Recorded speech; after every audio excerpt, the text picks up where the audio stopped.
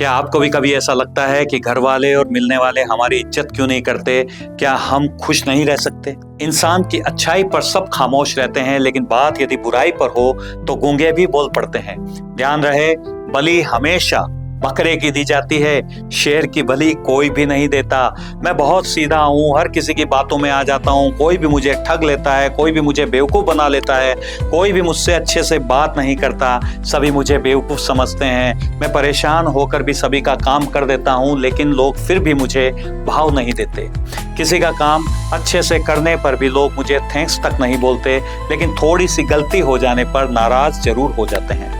बाहर अनजान लोगों से मुझे जितनी इज्जत मिलती है, घर वाले उतनी भी इज्जत नहीं देते। मेरी इज्जत पोंछे के बराबर रह गई है। कोई भी मेरी इज्जत नहीं करता। मैं कुछ भी करूं, मुझे जस यानी फेम नहीं मिलता।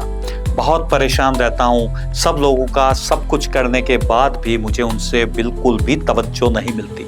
मेरे आसपास के जो लोग बेवकूफ़ बनाने में मास्टर हैं, मतलबी हैं, या जो मेरे मुकाबले काफ़ी कम काम करते हैं, उन्हें भी मेरे मुकाबले काफ़ी ज़्यादा इज्जत मिलती है।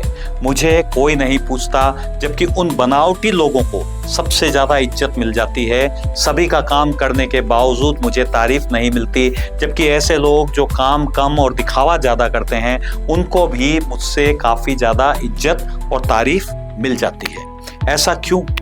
आखिर मुझ में ऐसी क्या कमी है जो उनमें नहीं है? लोग मेरे को ही बेवकूफ़ क्यों समझते हैं? क्या आपके दिमाग में अक्सर ऐसी बातें आती है? यदि हाँ, तो आनी भी चाहिए, क्योंकि आप अपनी जगह बिल्कुल सही हो। सबका भला करने के बावजूद भी यदि सामने वाला आपको अप्रिशिएट नहीं कर रहा है, तो हर किसी को बुरा लगना स्वाभाविक है।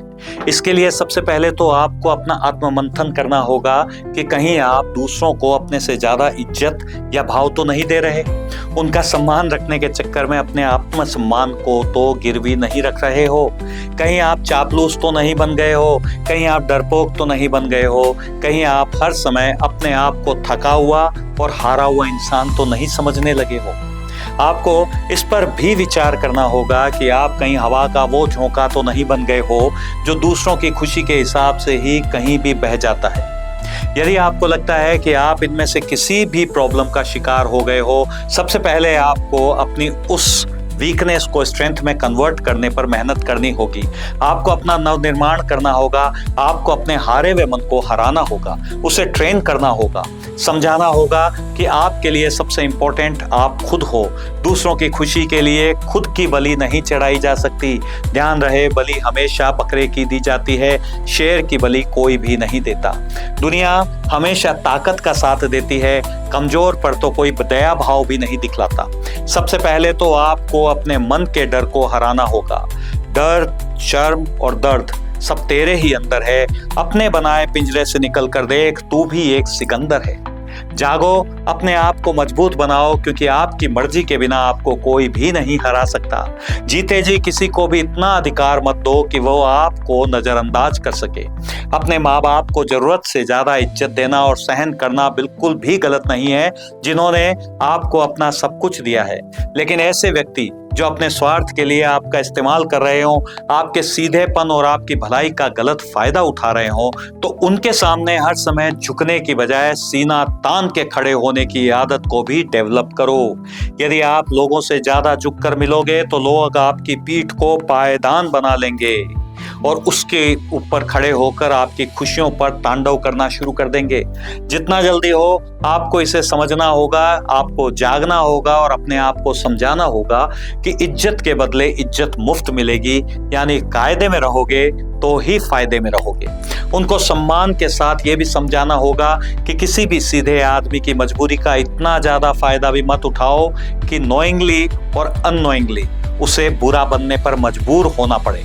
आप यदि अपने आप को काट कर भी रख दोगे ना, तो भी किसी को आपके होने या नहीं होने से कोई फर्क नहीं पड़ेगा। इंसान की अच्छाई पर सब खामोश हैं, लेकिन बात यदि बुराई पर हो तो गूंगे भी बोल पड़ते हैं।